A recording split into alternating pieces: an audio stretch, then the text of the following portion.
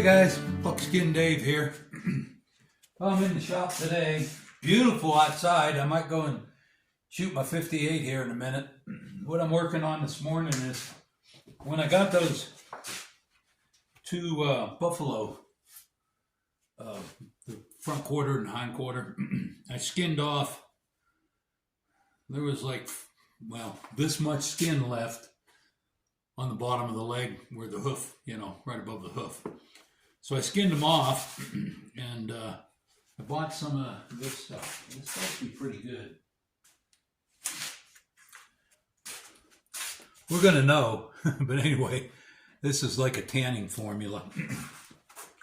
What I want to do, what I thought these would be good as, this one here will be cut. I got a couple of possibles bags that I'm making, and I think these would be really cool flaps. So I got these, and right now this stuff, you're supposed to work with a green skin. Everything I got here that I'm going to work with has been dried, so I have to re-wet it. But while I got it dried, what I've been doing is I'm sanding this epidermis off of here rather than wet it and then have to scrape it. It's dry. I'm just going to sand it off of there. So I got two of these, and then I also have some of these dew claws from the buffalo.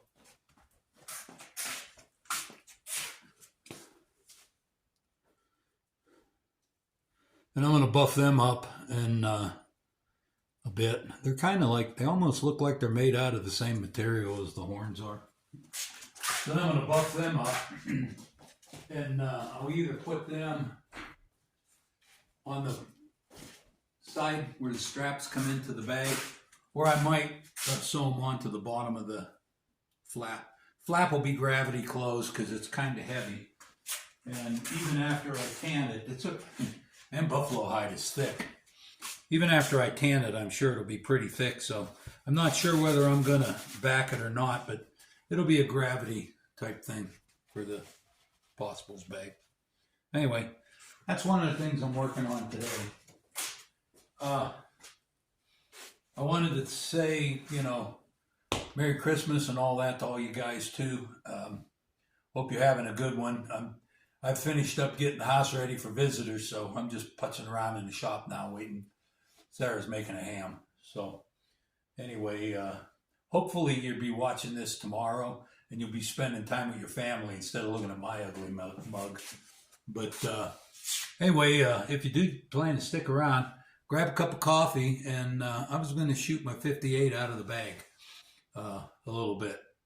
It's a nice day, so grab a cup of coffee and join me.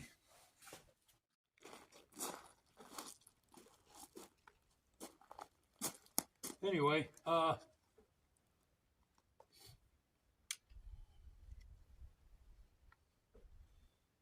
I loaded this one in the shop.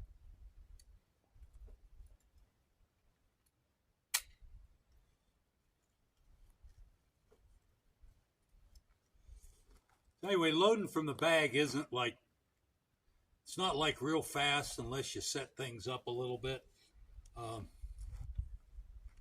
That's like way, if I do go hunting and I use a bag and I load from the bag, I usually don't have all the other junk that a normal mountain man would have had.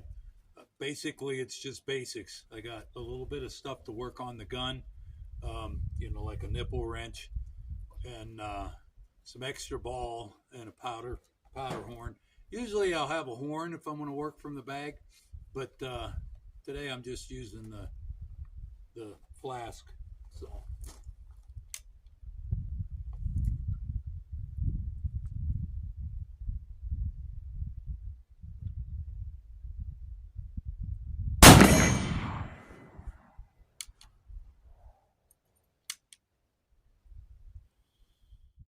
A lot of times when I'm shooting out of the bag, I just have a powder horn here and then pour into my measure. But for today's shooting, I'm going to just use this little horn that I keep in my bag, or if when I'm hunting, I usually keep this little horn in my pocket. It's flat and it's kind of pretty easy to. So I'm using 3F. I shoot just about 3F in just about everything. It said black powder cartridge, but I'm talking about muzzle loaders. So got some 3F. And a lot of the old long hunters used to carry a piece of patching like this. And they always had a patch knife. And so when they were putting their ball in, they put the ball right on here. I'll show you out there. Put the ball right on here, push it down. Then they'd use the patch knife to cut it off. And it was lubed by spit. A lot of times if I'm doing one of them walking shoots, you know, where you're walking along and shooting, I'll put a big long one like this on my pouch and then keep it wet so it's got spit for lube. And that works pretty good. Anyway, I'll get loaded up. Let's go out and shoot for a few more minutes, and just have a little fun today. It's Christmas Day, so I'm doing what I like doing. So, the last time we were doing this, I was having a little trouble with the trigger, and I kind of figured that out, got it fixed. So,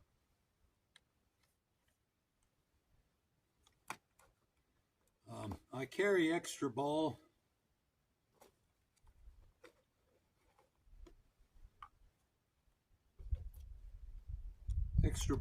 And patch and stuff. But usually when I'm loading out of my bag, I still use this loading block. So it's got everything I need on it right here. So.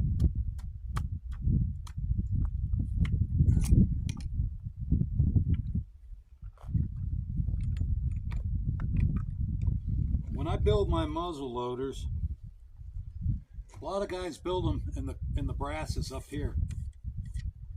So when they pull it out, they got to turn it over to push the ball in.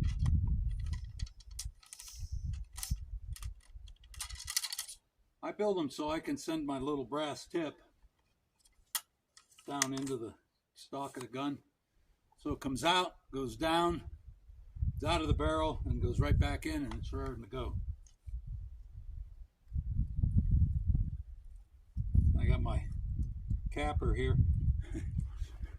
I like to have something on my shirt to tuck the capper in. If I'm going primitive with mountain man clothing, then I don't have that. But if I got a shirt that buttons up,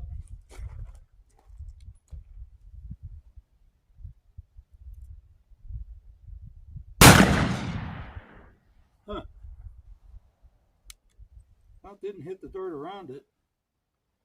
I don't know if it hit the.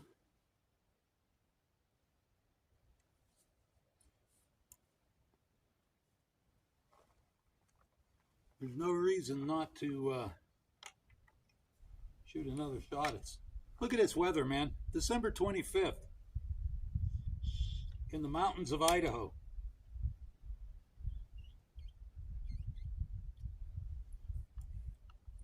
Something else, ain't it? It's beautiful. And that wasn't a complaint, by the way.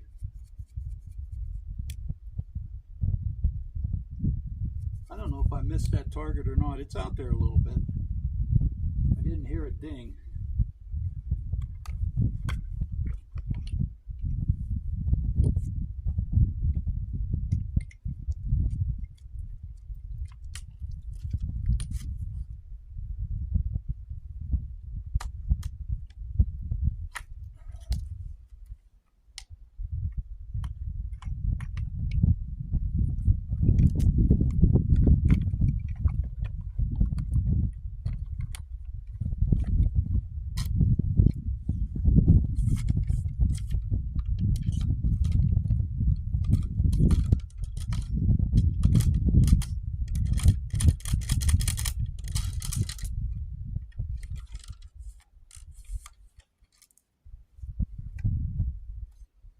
Anyway, it's not horribly slow, not horribly fast either, but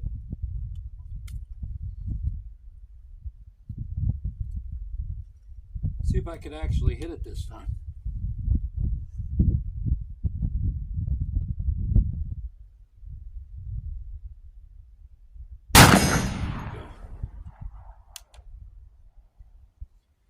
This one here has a silver sight blade, and I haven't put. What I usually do is I get some of that one of them permanent marker pens, and I blacken it. When the sun's shining like this is really hard to see in the buckhorn. But if you get one of those pens and you mark it, it's a little easier to see. Anyway, I'm going to do a few more of these just to practice, and then I'm going to clean it up. So, beautiful day. It's not like I'm running to get into the shop.